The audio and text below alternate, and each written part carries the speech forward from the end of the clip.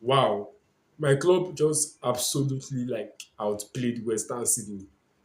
Chelsea just finished piping Western Sydney like serious piping. I'm waiting they pipe Western Sydney.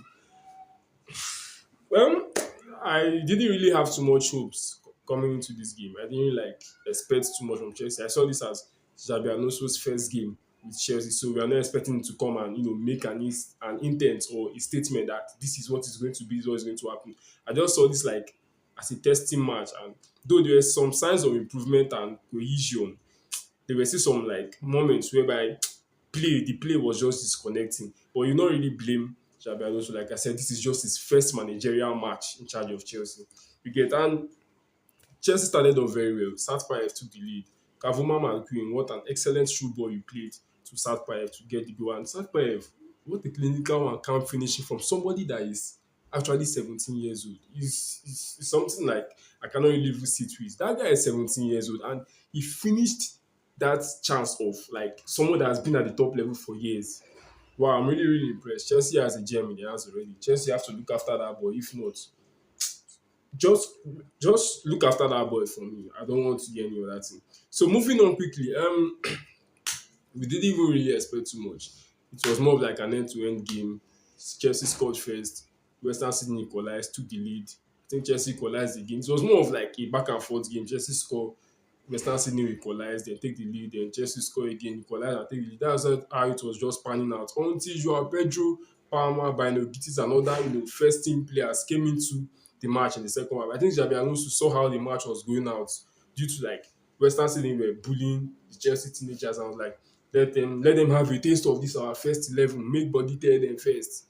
You get so as he subbed in our starting players, it didn't even look easy sef because as they subbed them in, the Western Sydney people even like scored again. They made it a bit difficult, but kudos to Chelsea. We came out chumps once more, and it's a very, very deserving win. Once again, big credit to Joao Pedro. Very, very big credit to Joao Pedro. Carlo Ancelotti, this one is on you. This one is seriously on your head. For you to leave out a player of the caliber of Joao Pedro for the likes of Igor Thiago, Martinelli, Cunha, Hendrick, and some, I don't even just understand how you make such rational decision. Leaving somebody as good, as beasted, as top as Joao Pedro for other average strikers is weird. Fun fact, Joao Pedro had the better season than all those strikers he took, than all the other attackers he took, except from Vini, Rafinha, and Neymar actually being a big name for Brazil. Joao Pedro was better than the rest. And today against Western City, he proved it. Came from the bench. It only took him 10 minutes to get a hat trick and an assist. It just took him 10 minutes. It didn't even take him like a full first half or something, just 10 minutes. This one's actually on you, Carlo Ancelotti. I think that match against Norway where he lost that narrowly 2-1 to Norway, Joao Pedro's presence was needed in that game. Hendrick got a chance 1v1 and he fluffed it. Joao Pedro would have taken that chance and scored it. He's not hyping. You saw it today now. If you watch the match, you know what I'm talking about. And even if you don't watch the match, previous matches for Chelsea last season, you know how clinical Joao Pedro is. Is he finishing sideways or chipping or heading? He is clinical with any part of his body. That is what that one is for Carlo Ancelotti. He should go and find his way from there. Let me even talk more on Chelsea today. In this my series, I talk about Chelsea and I pick the top three performing players from Chelsea for the match and three underwhelming players from Chelsea in the match. For the underwhelming side, I don't really think many players underwhelmed. And even if they underwhelmed, I'm not going to be harsh on them because this is just the first match.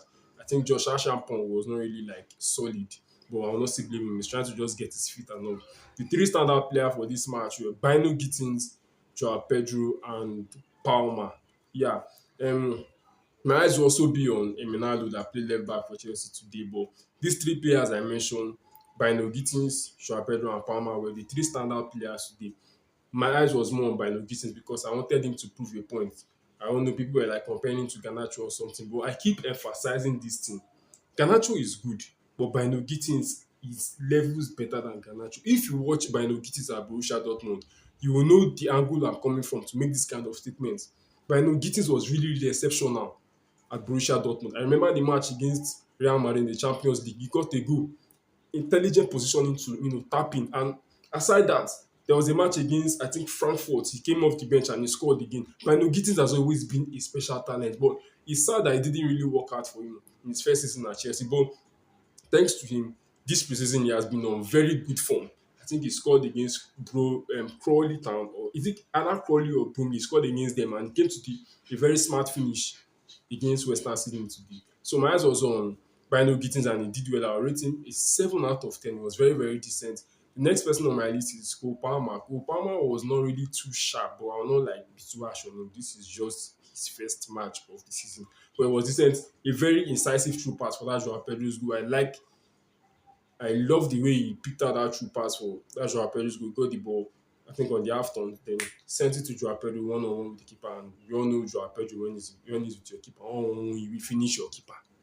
You know. So then after Joao Pedro, we're now going to talk about he himself. Excellent. I've said it already.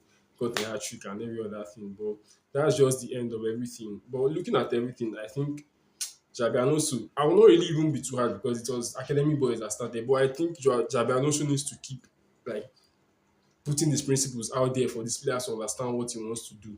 That's all I can say. He needs to keep, working on these players, try to get the best out of these players, keep, hitting up these players very well, try to push them to their limit. That's all I can say. But excellently, Chelsea were good. Excellently, they were very, very good.